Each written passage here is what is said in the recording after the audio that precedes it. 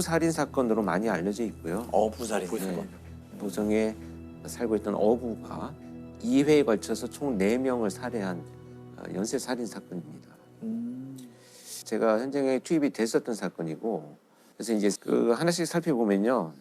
2007년 9월 1일에 밤 10시경에 그 딸이 밤 10시가 되도록 연락이 안 되니까 네. 한 어머니가 이제 실종 신고를 합니다. 그런데 경찰이 수사를 해보니까 이제 대학에 다니고 있던 이 딸이 같은 과에 있는 남자친구하고 같이 이제 보성 지역을 이제 여행을 하고 있는 것이 이제 흔적이 발견이 됐습니다. 이제 8월 31일에 마지막 CCTV를 보니까 실종이 된 여성 A와 남자친구 B가 숙소에서 같이 나와가지고 바닷가 쪽으로 가는 뒷모습이 찍혀 있습니다. 네. 그 이후로 둘 다 실종이 됐어요. 둘 다 없어요. 네. 네. 그래서 이제 그 수색을 하고 있던 중에 A 여학생이 시신으로 발견이 됩니다. 그래서 이제 살인 사건으로 수사를 전환을 하고 남자친구의 행적을 조사를 하고 있던 중에 결국은 이 남자친구도 시신으로 발견이 되어버렸습니다. 이 남자친구가 굉장히 건장한 체격을 갖고 있어요. 그런데 양쪽 발목이 골절 상태처럼 발목이 양쪽이 되어 있고 뭔가 이렇게 깊이 상처가 패인 것처럼 발견이 됐습니다. 그래서 이제 수사가 전개되고 있던 중에 9월 25일에 놀러 온 두 여성이 있었는데 네. 또 시신으로 발견이 됐습니다. 다 보성에서요? 그렇죠. 그 장소 근처 이제 인근 해안이죠. 인근 해안에서 이제 경찰이 거기서 수사를 하고 있는데 시신이 또 발견이 되는. 그렇죠. 수사를 하고 있는데 또 2명의 시신이 발견이 된 거죠. 이건 뭐 사고사라고 하더라도 우연히 20일 만에 두 팀이 시신으로 발견된다는 건 이해하기 어려운 사건인데. 크지도 않은 마을에. 그렇죠. 네. 그런데 여기에서 문제가 됐던 것이 뭐냐면 이 두 시신에 남아있는 흔적이 앞에 발견됐던 시신의 흔적처럼 날카로운 것에 배어 있고 또 있어요. 또 골절이 있었던 거예요. 그리고 심지어 이제 이 두 분의 피해자들은 좀 멍이 있었고 누군가한테 이제 맞은 흔적이 나타났기 때문에 연쇄적으로 벌어진 사건으로 판단을 하고 이제 수사를 전환을 하게 됩니다. 그래서 그 1차, 2차 사건의 영화성을 찾다 보니까 한 가지 공통점을 발견을 했습니다. 이 1, 2차 사건의 피해자들이 모두 어떤 선박에 타고 있었다라는 것이 이제 밝혀졌다는 거죠. 이제 첫 번째 사건에서는 이 여학생이 119에 4번이나 통화를 시도한 흔적이 경찰이 발견을 했어요. 근데 2, 3초 만에 끊습니다. 뭔가 얘기를 하지 않고.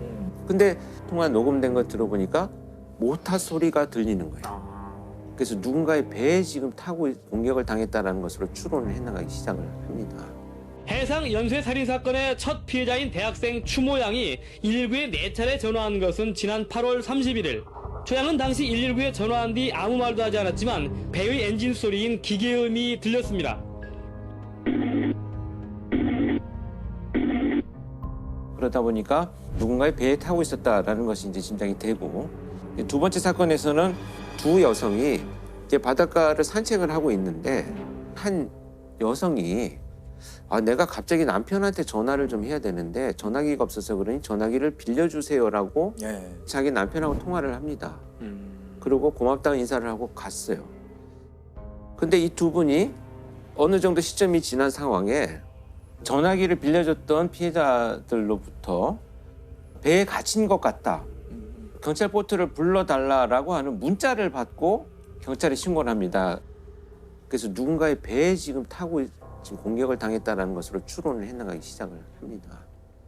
그러던 중에 이제 그 탐문을 하다 보니까 그 마을에 70대 노인이 계신데 이 사람이 누군가 젊은 친구들을 좀 태우는 걸 봤다라는 이제 진술을 확보를 합니다. 그래서 한 배를 찾아요, 결국. 그래서 찾아가지고 거기에서 20대 여성들의 물건들을 찾습니다. 뭐 유력하네요. 볼펜, 머리끈, 그다음에 뭐 모발 심지어 이런 이제 결정적인 피해자들이 이 배에 탔다라는 이제 그 배를 이제 확보를 하게 되죠. 그래서 이제 70세의 어부 오모 씨를 체포를 합니다. 그런데 이 두 번째 피해자 C와 D의 여성 피해자들의 증거물만 나왔기 때문에 이 1차 사건에 대해서는 끝까지 부인을 하고 있었던 상황이긴 네. 했는데 재판이 진행되던 중에 이 소위 쌍끌이 배가 있잖아요. 두 배가 같이 가면서 그물을 연결을 해가지고 양쪽으로 쌍으로 바닥을 끌고 가거든요. 이 배가 건진 물건이 뭐냐 하면 A와 B가 찍었던 디지털 카메라를 빠뜨린 것을 건졌어요. 그것을 건져가지고 이 두 피해자가 그 범인과 같이 탄 배에 있는 사진이 찍혀 있는 것이 복원이 됐습니다. 그러니까 결정적이네요. 결정적인 증거로 그런 것들을 가지고 추궁을 했더니 이제 결국 자백을 합니다. 성범죄를 저지르려고 했는데 피해자들이 저항을 해서 살해를 했다 이렇게 이제 자백을 합니다. 지난 한 달 새 전남 보성 앞바다에서 잇따라 숨진 채 발견된 20대 남녀 4명은 모두 배를 태워준 70대 어부에 의해 살해된 것으로 드러났습니다. 성추행을 하려다 실패하자 저지른 범행이었습니다. 앉아보고 싶어서요? 누구를요? 이게 어떤 식으로 이 범행이 이루어졌을까요? 왜냐하면 한 피해자는 건장한 남성이기도 했고. 제가 이제 어떤 일이 있었는지 좀 구체적으로 설명을 들어보겠습니다. 바닷가를 산책하고 있는 이 남녀 대학생한테 이 범인 오모 씨는 자기가 먼저 제안을 합니다. 근데 그냥 배에 태워줄게. 그래서 조업을 하는 곳으로 나가서 그때 와서 이제 추행을 하려는 시도를 합니다. 그러니까 이제 말도 안 되는 상황이 정리가 되는 거죠. 그랬더니 남 학생이 저항을 하니까 밀쳐서 바다에 빠뜨립니다. 빠뜨리고 올라오지 못하도록 어구인 이 사카떼로 남성을 내리쳐서 계속 공격을 하는데요. 이 사카떼라고 하는 것이 이제 부표를 끌어당길 때 쓰는 뾰족한 고리가 달려있는 어구입니다. 그러다 보니까 이제 그런 상처가 남게 된 것이죠. 이 2차 사건 당시에 놀러 온 여성들이 오니까 또 같은 방식으로 내 배를 태워줄게 해서 바다 한가운데서 똑같은 방법으로 성추행을 시도를 하니까 피해자들은 저항을 당연히 하실 거고 1차 사건처럼 똑같은 방법으로 피해자를 물에 빠뜨려서 살해하는 수법으로 범행을 저질렀습니다. 근데 이 범인 오모 씨는 제가 면담을 실제 들어갔을 때도 제가 바깥 조사실 창밖에서 이제 조사받는 장면을 봤을 때는 그 수사관들한테 막 굉장히 막 큰 소리로 막 이렇게 억울하다 나는 그럴 의도가 없었다고 막 주장을 했거든요. 그리고 나서 이제 수사관들이 나오고 그럼 내가 한번 들어가서 이제 성향을 파악을 해보겠다. 들어갔더니 금방 태도가 달라지기 시작을 해서 어디서 오셨냐 그래서 내가 경찰청에서 분석을 하러 왔다라고 제가 이제 신문을 밝혔어요. 그랬더니 정말 곧 쓰러져서 죽을 것 같은 기력이 없는 사람의 연기를 노인인 것 같아요. 몸을 흔들기 시작하면서 내가 이렇게 힘이 없는 사람이 어떻게 그 젊은 처자들을 그렇게 하겠느냐라는 얘기만 30분 동안을 하길래 비겁한 사람이네요. 정말 이건 안 되겠구나. 당시에 제가 조사된 내용을 보면 나한테 배를 태워달라고 한 것이 잘못이다 애초에.